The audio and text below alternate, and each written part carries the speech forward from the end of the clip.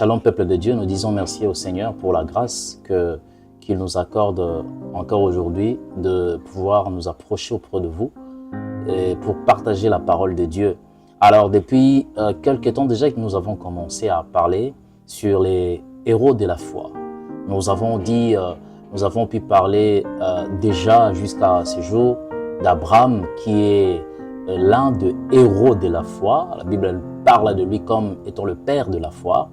Et nous allons par la grâce de Dieu voir encore une autre personne qui nous inspire par sa foi, par son assurance. On sait que l'Éternel lui avait dit et dont le parcours est tellement inspirant. Faisons un petit récapitulatif. À ce qui concerne Abraham, nous avons dit que par rapport à Abraham, la vérité que nous avons trouvée, c'est que la foi implique une obéissance totale à Dieu. Ça, c'est ce que nous avons découvert à Abraham, le père de la foi. Nous avons également dit que la foi implique d'accepter de sortir de sa zone de confort. Ce sont des vérités que nous avons découvertes dans la vie d'Abraham. Nous avons également dit que la foi implique de fixer ses yeux vers Dieu, vers le Seigneur. Ça, ce sont des choses que nous avons apprises encore avec le père de la foi, les héros de la foi qui s'appelle Abraham. Alors, nous avons également dit, par rapport à Abraham, nous avons découvert la vérité que la foi implique de croire à des grandes choses que Dieu peut faire pour vous.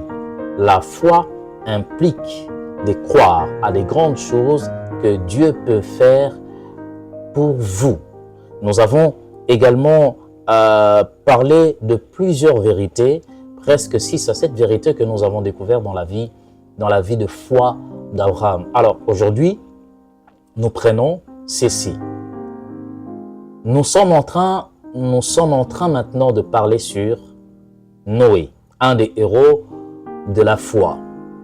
Alors, sachez que Noé, c'est une personne déjà dans la Bible, on parle de Noé comme une personne qui a vécu avant Abraham. Alors, nous connaissons très bien que l'histoire qui nous inspire de parler de Noé, ça s'appelle le déluge, lorsque Dieu voulait détruire le monde parce que le péché s'était accru, le péché s'est multiplié. Alors Dieu avait pris une décision de pouvoir détruire le monde. Mais qu'est-ce qui se passe?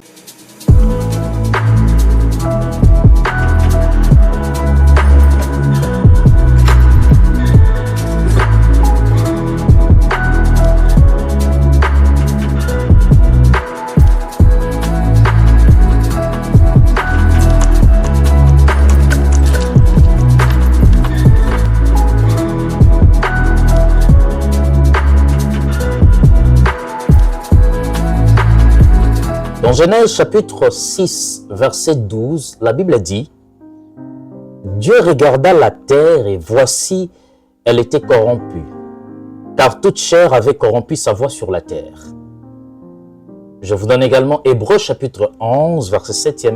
La Bible dit « C'est par la foi que Noé, divinement averti de choses qu'on ne voyait pas encore, et saisi d'une crainte respectueuse, construisit une arche pour sauver sa famille.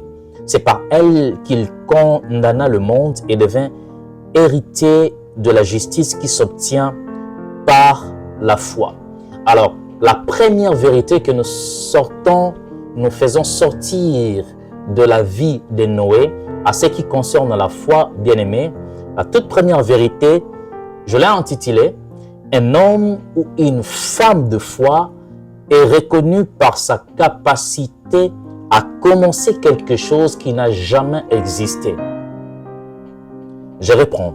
Un homme ou une femme de foi est reconnu par sa capacité à commencer quelque chose qui n'a jamais existé.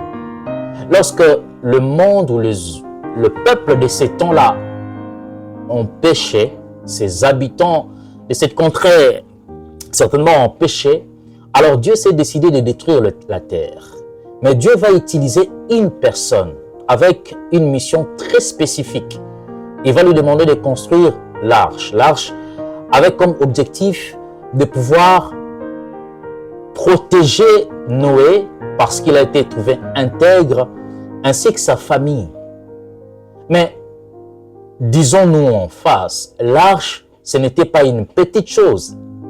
L'arche, c'était une très grande chose, un très grand projet. Mais depuis le début du monde jusqu'à ces moments-là, on n'a jamais vu ces grandes choses-là. On n'a jamais vu cette chose-là commencer. On n'a jamais vu de l'arche ou on n'a jamais vu l'arche avant cela, avant ces passages-là.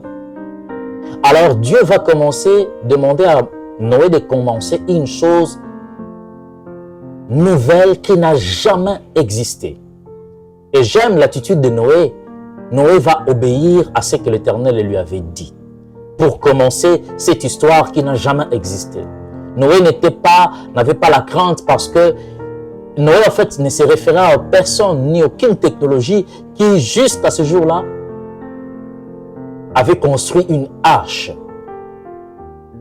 Et c'est ce qu'on appelle l'arche de Noé. Donc c'était une manifestation de la foi que de commencer une chose qui n'a jamais existé. Mais il se base du fait que c'était Dieu qui lui avait demandé de commencer cette arche-là. Frères et sœurs, j'aimerais vous demander une chose.